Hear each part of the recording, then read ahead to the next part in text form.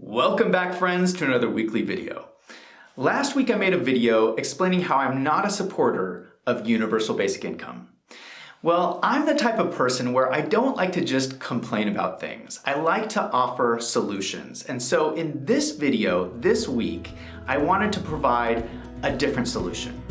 So if you're the type of person who you're concerned about income inequality and poverty and workers' rights, there is a different policy change that we could do.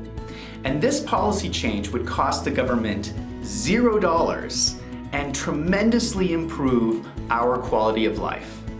So in this video, we're going to be talking about the 40-hour work week.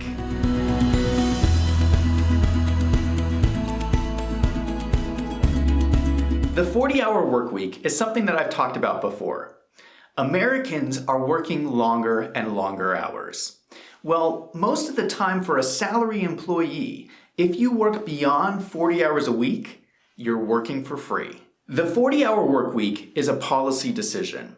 And so we as a society, we get together and decide what is it that we value in terms of quality of life. And so I challenge the business community to take a step back and think about, what does the 40-hour work week really mean? And is this something that we want to protect? Let me explain some of the statistics. People working long hours is a problem. According to the Bureau of Labor Statistics, the average weekly hours worked in the US is 34.5 hours per week, but this includes part-time jobs. Looking closer at full-time jobs, Gallup did a poll in 2014 that showed the average time worked by full-time employees is 46.7 hours a week. So think about that for a second. That means that we're working almost a full extra day a week on average. You know, in certain industries, it's typical for people to work 60 hours a week minimum. And again, for salary employees, people are working this extra time for free. So in the United States, we don't really have a 40-hour work week. Now you need to understand some history. The 40-hour work week became mandated by FLSA, which stands for the Fair Labor Standards Act. If we go back to 1890, that's when the US first started tracking labor hours, and they found that manufacturing employees were working 100 hours a week. Well, we all know what happened here. Workers organized, they formed unions, and they went on strike. So in 1938, FLSA was passed, and FLSA did a number of things. It set a minimum wage, it defined a 40-hour work week, it mandated time and a half overtime pay, and it prohibited child labor. I think we all agree these are great things. I know me personally, I don't want to live in a country where there's child labor. So what we did was we got together as a society and we decided these are rights that we want in our country. Let me explain the problem with FLSA. The way FLSA works is it narrowly defines a protected class of workers.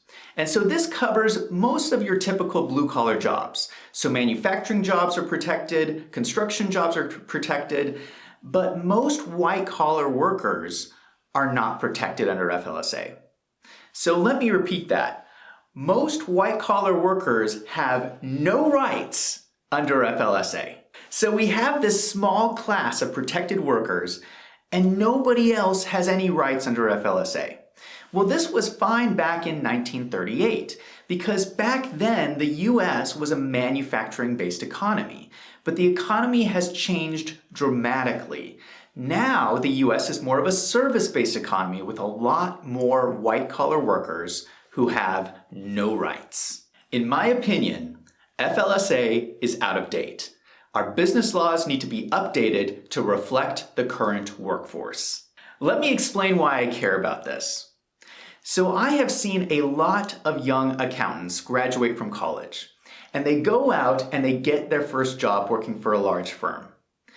And these kids' first job is usually a salary position based on 40 hours a week, except they're forced to work 60 hours a week with no extra pay.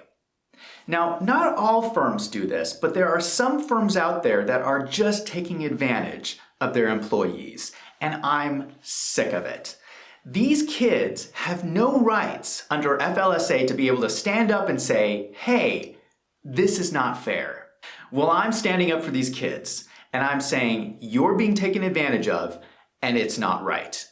Most of these companies can afford to pay overtime. Or how about this? You could hire the right amount of people to do the work in the first place.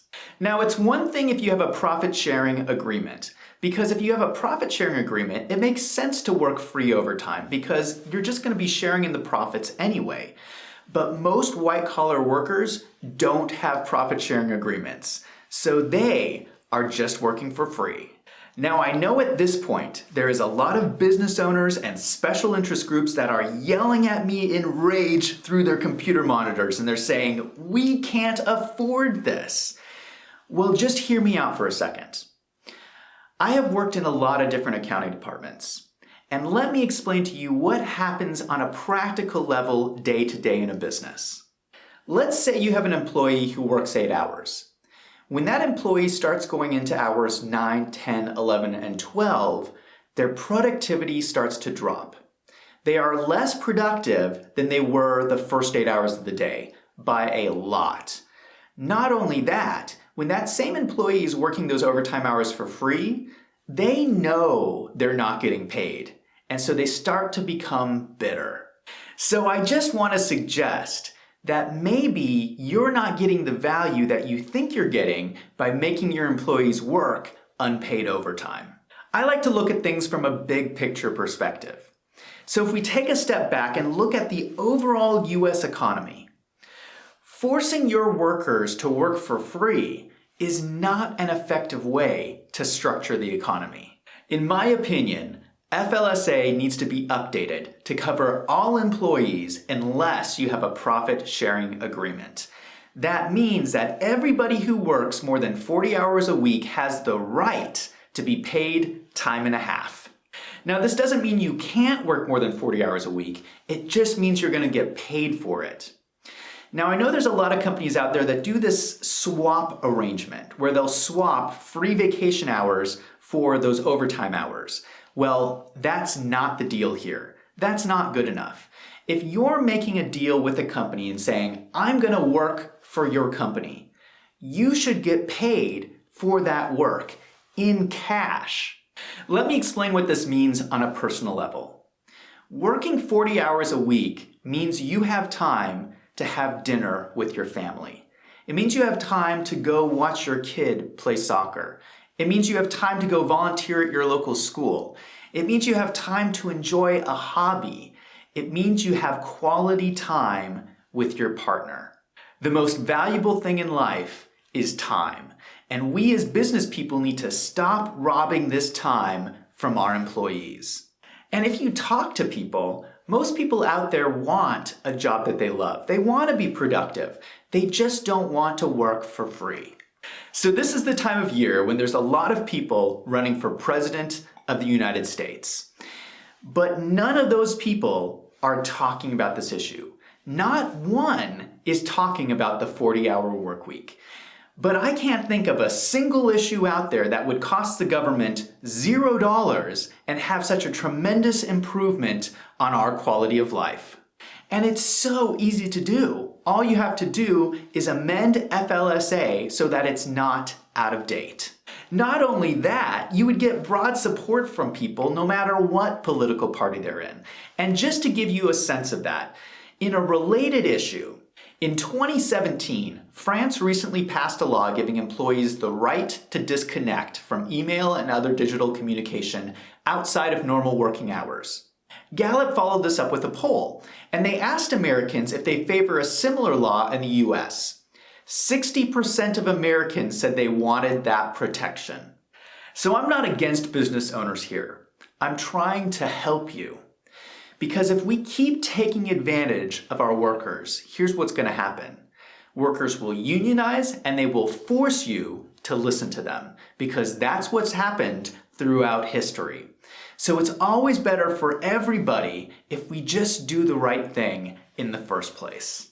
I want to go back to 1926 because Henry Ford mandated a 40-hour work week for his car factories. And we all know what a great success the Ford Motor Company became.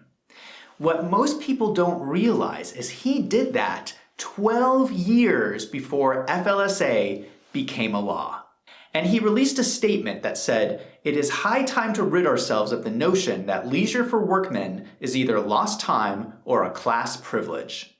So Henry Ford was not just doing this for philanthropy. He wasn't doing it just to be nice to people. He saw this as a more productive way to structure our economy. He knew that people with more free time bought more things. They were more productive at work and were all better off in the end. So what we need today is we need more business people to have their Henry Ford moment and stand up for the 40-hour work week. I know this was a controversial video, so I want to hear from you. Go ahead and leave your comments down below and let me know if you think the 40-hour work week is a good thing. And if you like this video, if you found it helpful, go ahead and hit that subscribe button. The best way to supercharge a business is through accounting and corporate finance, and I release a new video every week, so definitely come back and check out next week's video.